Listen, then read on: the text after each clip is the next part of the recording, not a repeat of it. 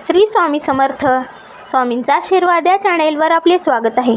स्वामी आपल्या सर्व चांगल्या इच्छा पूर्ण करत ही स्वामींच्या चरणी प्रार्थना. आज आहे श्रावण महिन्यातील पहिला शनी प्रदोष.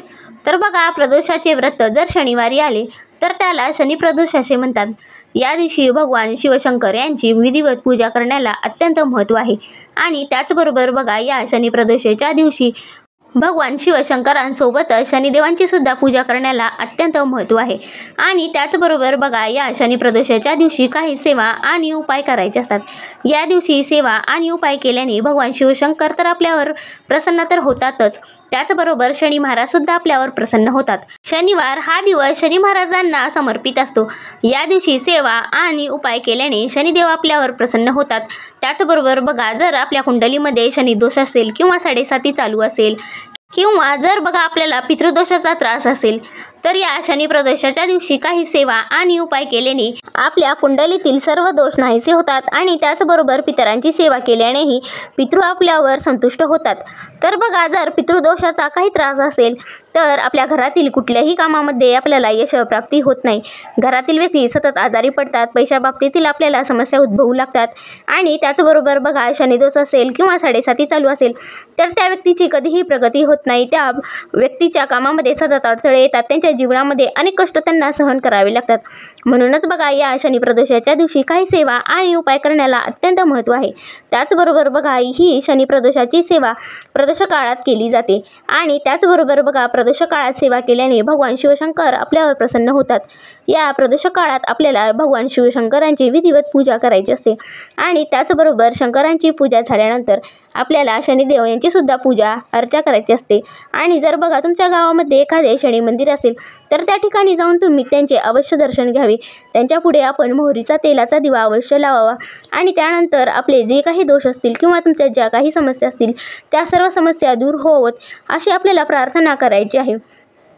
तर बघा, शनी प्रदोषाच्या दिवशी आपल्याला भगवान शिवशंकरांची विधिवत पूजा करायची आहे. त्यांना गंगाजलाने स्नान घालायचे आहे, त्यांचे अभिषेक करायचे आहे. आपल्याला त्यांना शमीपत्र आवर्जून अर्पण करायचे आहेत. तर बघा, या प्रदोष काळात भगवान शिवशंकरांची पूजा करत असताना आपल्याला त्यांना शमीचे पत्र अर्पण करायचे आहेत. आणि त्यानंतर बघा, आपल्या कुंडलीतील सर्व दोष नाहीसे व्हावे. आणि आपल्या मागे जी 7.5 चालू असेल किंवा तुम्हाला शनिदोष लागलेला असेल, अशा प्रकारच्या जर तुमच्या कुंडलीमध्ये समस्या असतील तर या प्रदोष काळात भगवान शिवशंकरांचे आपल्याला दर्शन घ्यायचे आहे, त्यांची पूजा करायची आहे.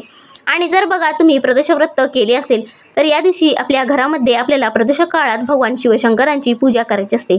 त्यांना विधिवत अभिषेक घालायचा असतो. त्यांना बेलपत्र, पांढरी फुले, त्यांची आवडती फुले अशा प्रकारे सर्व आपल्याला वस्तू व्हायच्या असतात.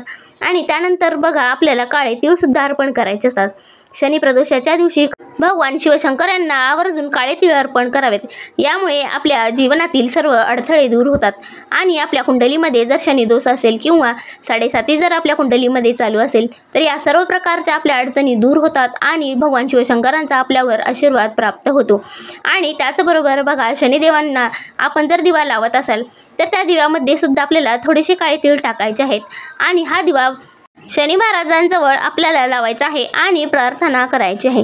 त्याचबरोबर बघा, आपल्या घरातील सर्व दरिद्रता दूर व्हावी, आपल्या मुलांची प्रगती व्हावी, आपल्या पतीची प्रगती व्हावी, यासाठी आपल्याला एक दिवा लावायचा आहे. तर बघा, दिवा लावत असताना आपल्याला चौमुखी दिवा लावायचा आहे. जर बघा तुमच्याकडे चौमुखी दिवा असेल तर तुम्ही तो दिवा लावू शकता. आणि जर बघा तुमच्याकडे चौमुखी दिवा नसेल तर आपण कणकेचा बनवून तो दिवा तयार करू शकता.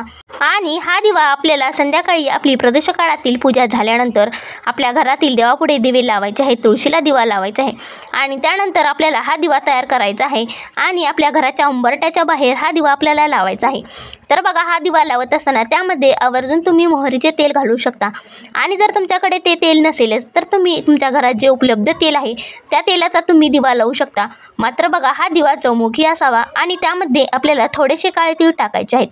तर बघा, या शनी प्रदोषाच्या दिवशी आपल्या घरातील सर्व दारिद्र्यता दूर व्हावी, जी काही नजरबाधा असेल, वाईट बाधा असतील, आपल्या मुलांची पतीची प्रगती होत नसेल, अशा प्रकारच्या ज्या काही अडचणी असतील त्यासाठी आपल्याला काळे तीळ टाकायचे आहेत.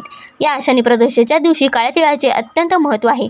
म्हणूनच बघा, आपल्याला दिवा लावत असताना त्यामध्ये थोडेसे काळे तीळ टाकायचे आहेत आणि अशा प्रकारे आपल्याला हा दिवा लावायचा आहे. तर बघा, उंबरठ्याच्या बाहेर आपल्याला हा दिवा लावायचा आहे. आपल्या पतीची प्रगती व्हावी, आपल्या मुलांची प्रगती व्हावी, घरातील सर्व दरिद्रता दूर व्हावी, जे काही तुमच्यातील अडचणी असतील, समस्या असतील, त्या सर्व दूर व्हाव्यात म्हणून आपल्याला हा दिवा लावायचा असतो. तर बघा, हा आपल्याला दिवा घराच्या बाहेर उत्तरेकडे तोंड करून हा दिवा लावायचा आहे. असा दिवा लावल्याने आपल्या घरातील सर्व दरिद्रता दूर होते, नकारात्मकता दूर होते, आपल्या मुलांची पतीची प्रगती होते. तर बघा, हा दिवा लावत असताना आपल्याला प्रार्थना करायची आहे आणि शनिदेवांना सुद्धा प्रार्थना करायची आहे. भगवान शिवशंकरांची आपल्याला पूजा आराधना करायची आहे, त्यांचे स्मरण करायचे आहे आणि हा दिवा आपल्याला लावायचा आहे. तर बघा, अशा प्रकारे हा दिवा लावल्याने आपल्या जीवनातील सर्व समस्या दूर होतात आणि श्रावणातील पहिला हा शनी प्रदोष आहे. या दिवशी उपाय केल्याने आपल्या सर्व इच्छा मनोकामना तर पूर्ण होतातच, त्याचबरोबर आपल्या अडचणी आणि समस्यासुद्धा दूर होतात. म्हणूनच बघा, या शनिवारच्या दिवशी आपल्याला हा अत्यंत प्रभावशाली उपाय करायचा आहे आणि आपल्याला हा चौमुखी दिवा लावायचा आहे. तर बघा, अशा प्रकारे आजच्या व्हिडिओमधील माहिती तुम्हाला कशी वाटली हे नक्की कमेंट करून सांगा व आपल्या स्वामींचा आशीर्वाद या चॅनेलला सबस्क्राईब करा. श्री स्वामी समर्थ.